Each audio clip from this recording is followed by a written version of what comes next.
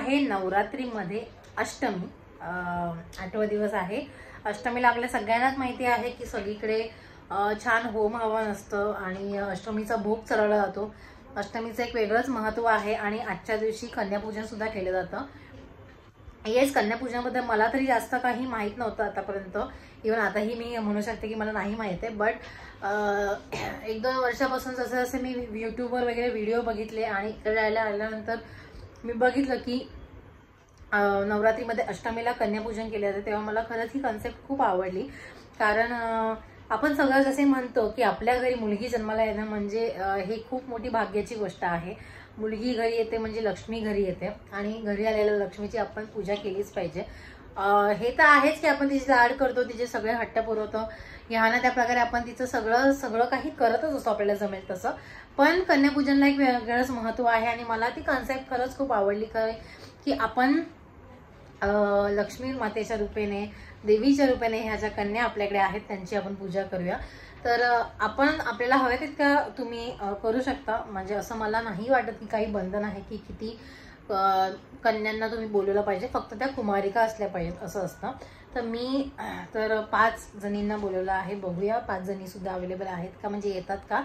आणि त्यांच्यासाठी छान छोटे गिफ्ट सुद्धा आणलेले आहेत. ऍक्च्युली खूप लास्ट मोमेंटला सगळं ठरलं, कारण संडेपर्यंत खूप बिझी शेड्यूल होतं आणि आज करायचं होतं. मग येतानाच मी खाऊ, त्यांना गिफ्ट, चॉकलेट सगळं घेऊन आले.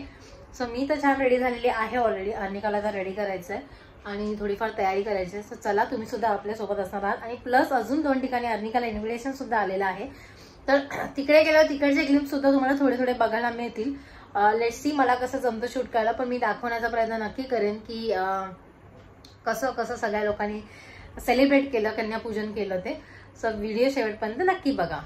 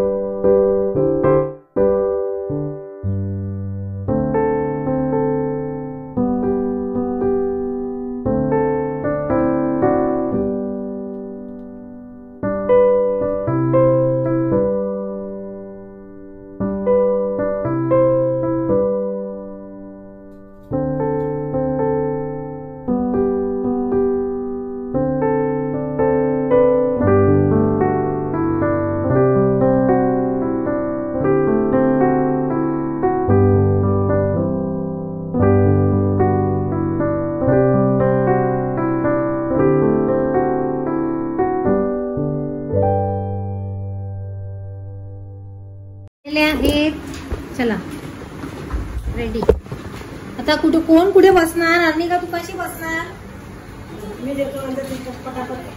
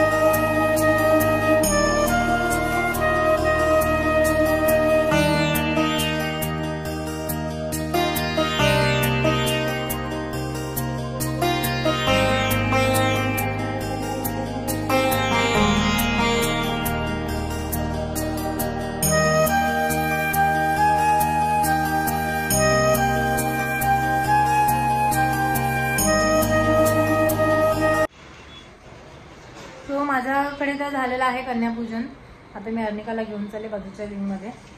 बघू होतं तिथे काय काय होतं. परत नंतर मेघा काकींकडे पण जायचं. So let's go.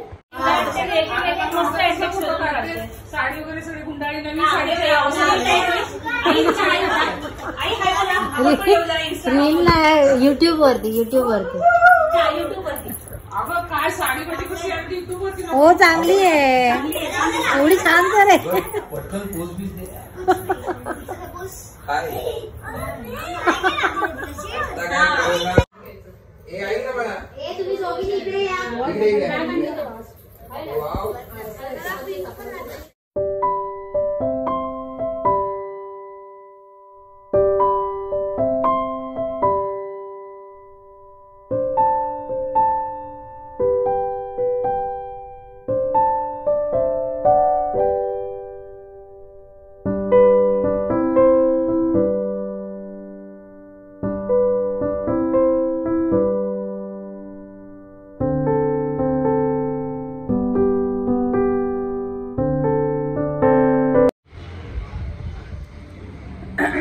So that's it for today's video.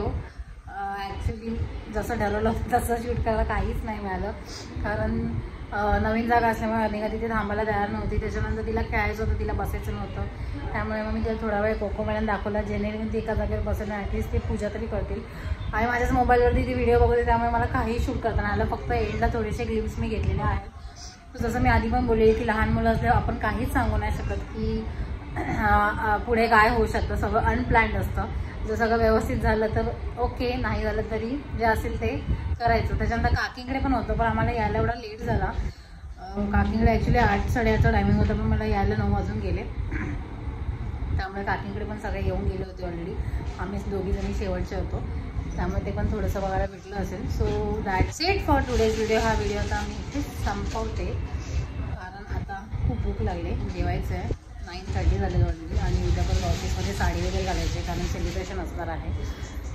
So सकाळी लवकर उठायचं आहे, सगळं आवरायचं आहे. त्यामुळे जास्त काही आता मी नाही बोलत बसत. उद्या बाहेर जाणार आहोत विचारता आहे. गेली तर त्याचं मी नक्की शूट करेन. तर चला आता आपण भेटूया नेक्स्ट व्हिडिओमध्ये. Bye, take care and live life happily.